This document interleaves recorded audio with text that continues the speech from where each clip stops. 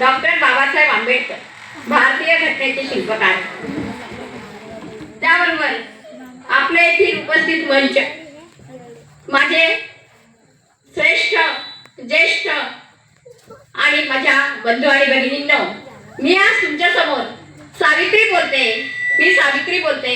ही नाईकपात्री नाटिका सादर करीत आहे. तेव्हा ती नाटिका आपण सर्वांनी शांततेने ऐकून घ्यावी ही माझी नम्र विनंती. होय, मी सावित्री बोलते. होय, मी सावित्री बोलते. थोर महात्मे होऊन गेले, थोर महात्मे होऊन गेले, चरित्र त्यांचे पहा जरा. थोर महात्मे होऊन गेले, चरित्र त्यांचे पहा जरा. आपण त्यांच्या समान व्हावे हात सापडे बोध खरा. आपण त्यांच्या समान व्हावे हात सापडे बोध खरा. तुमच्यातीलच एक, तुमचीच माय. माय कधी लेकीला विसरणार की काय? हा, विसरला की काय? होय, बर. ज्ञानाचा वसा विसरू नको तू सांगायला. ज्ञानाचा वसा विसरू नको तू सांगायला.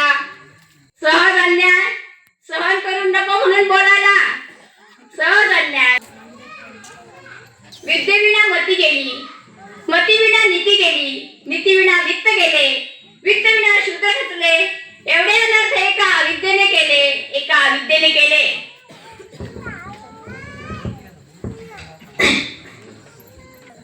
माझा जन्म महाराष्ट्रातील सातारा जिल्ह्यातील नायगाव येथे 31 जानेवारी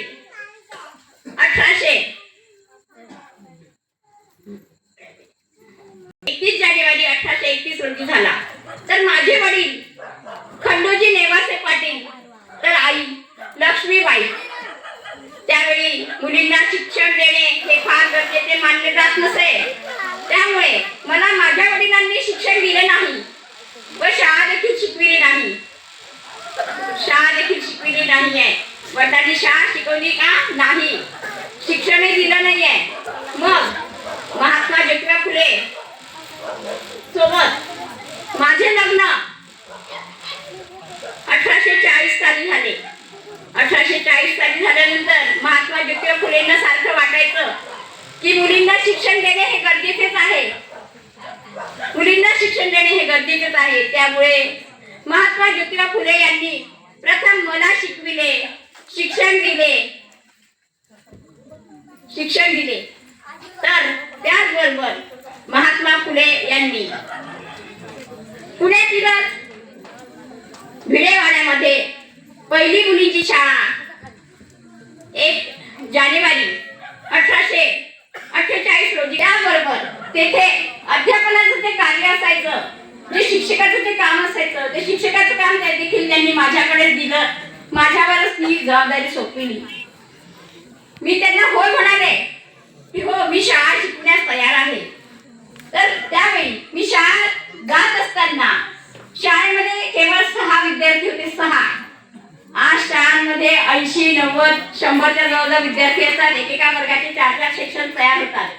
त्यावेळी फक्त मी त्यांना म्हणायची, मी या शाळेमध्ये जाते आहे, विद्यार्थ्यांना शिक्षण देण्यासाठी, ज्ञान देण्यासाठी जाते आहे.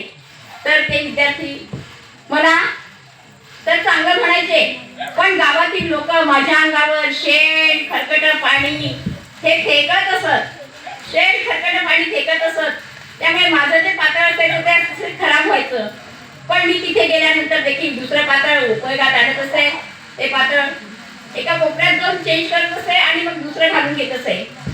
तर हे असे उद्योग असे बरेच दिवस चालले माझे. पण त्याही उद्योगाला मी बळी न पडता मी माझं ज्ञानदानाचं कार्य हे अतिशय उत्कृष्टपणे करत राहिल्यानंतर एक दिवस काय झालं असेल बरं? लोकांनी मनामध्ये काय विचार आला असेल? अरे, ही बाई तर कुठल्याच त्याला घाबरत नाहीये. ही बाई आपलं कार्य जे आहे ते कार्य सुरूच ठेवते आहे. त्यामुळे मग मला गावातील लोकांनी तर म्हटलंच होतं की कैदासी नाही, ही बाई गाय भवानी आहे, भटकत फिरते आहे, विद्यार्थ्यांना शिकवते आहे. हे अज्ञान जे आहे ते अज्ञान आपल्याला दूर करायचं आहे. पण त्या अज्ञानी समाजाला सज्ञानी केल्याशिवाय मी राहणार नाही. मी अज्ञानी समाजाला सज्ञानी केल्याशिवाय राहणार नाही. 19व्या शतकामध्ये उदाहरण आहे की हा अज्ञानी जो समाज आहे त्या अज्ञानी समाजाला सज्ञानी केल्याशिवाय राहणार नाही. हा माझा सिंहाचा वाटा आहे, हा माझा सिंहाचा वाटा आहे असं मी त्यावेळी ठणकावून सांगितलं. त्याचबरोबर माझ्या नावाची जी आहे ती अनेक